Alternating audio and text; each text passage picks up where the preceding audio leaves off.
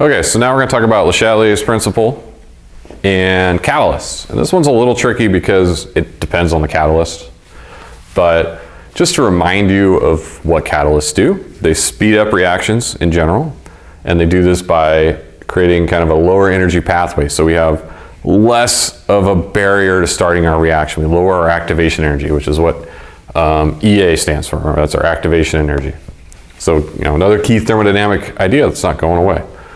So, you have a pathway without a catalyst, there's a bump there. You've got to add this much energy to the system, and then this is an exothermic process, you'll get more out at the end, but you still have to get it started. And a catalyst just kind of lowers the cost of entry. So, this is like, you gotta, if you want to buy like a fast food franchise, a McDonald's is very expensive, very selective about where they'll let you open one up. Quite a barrier to entry. And then there's Subway. They'll let you open a Subway anywhere. It'd be like, oh, you want to open one in a McDonald's bathroom? Sure, just give us our $100,000 and you can do that. We don't care. We're Subway. If you ever wondered why they're always across the street from each other, franchise, they don't care about their franchises. They just let them open wherever. They're just like, thank you, check cleared, have a Subway, enjoy, eat fresh. All right, don't look into anyone that we ever had a spokesperson. Don't do that. But yeah, so less of a barrier of entry, okay? So catalyst lowers that activation energy. All right, so that's kind of just a refresher on what catalysts are. That's how we're going to discuss them here. And in general, catalysts are only going to affect activation energy one way. And so what we have is, let me get a different color here. We have like our forward right here. But our reverse reaction has to go all the way back over the top, all right? And so this one doesn't get sped up, but this one does. That's gonna cause us to shift right. We're gonna have more products. And that's what a lot of catalysts do. Generally, that's what they do. Most of them are gonna do that. Sometimes catalysts affect both. They lower that barrier in both directions, and so they generally don't cause much of a shift at all, if any.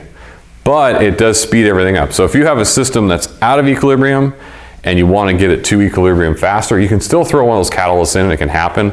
And oftentimes maybe you have a reaction pathway where you're actually able to siphon off the product you want. This is a pretty common technique. And so you can kind of keep pulling that equilibrium towards more and more product, and you just keep shelving that off, making your Tylenol or whatever. And so a catalyst is still beneficial, but that's, it's a more complicated idea. And so the answer is, what kind of catalyst are you dealing with? And so generally, we'll stick with the generally, all right? Generally, they're gonna speed up the forward reaction. But if you ever see a situation where they say, oh, it's not affecting in either direction, it's not causing a shift either direction, then this is the case. And that can happen. So I'm just being honest with you guys. I know you guys hate honesty because it can be very confusing. The world is a dark and dangerous place, I know. But that is the whole story on Le Chateliers principle. So, we mess with equilibrium, we poke a system, it will return equilibrium. If we dump in more reactants, it'll shift, it'll make more products. If we dump in more of one of the products, it will shift and it will reform our reactants at a greater amount. So it will adjust to keep a constant ratio, and that's what's represented by KEQ.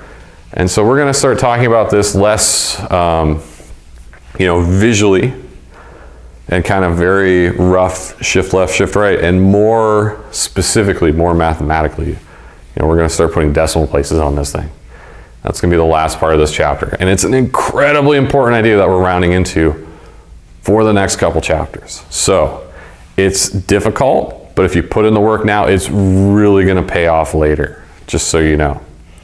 And I'll have a document I throw up on the Moodle page that'll kind of help you transition between 222 and 223. I would encourage you to download that so you have it on hand and you can look it back over right before you start 223 and just kind of refresh your memory, kind of help guide you from the end of this class into the start of the next. Or if you want to read it now, that's great too, and you can kind of see how it's being applied. Or you can always, look a chapter ahead in your textbook.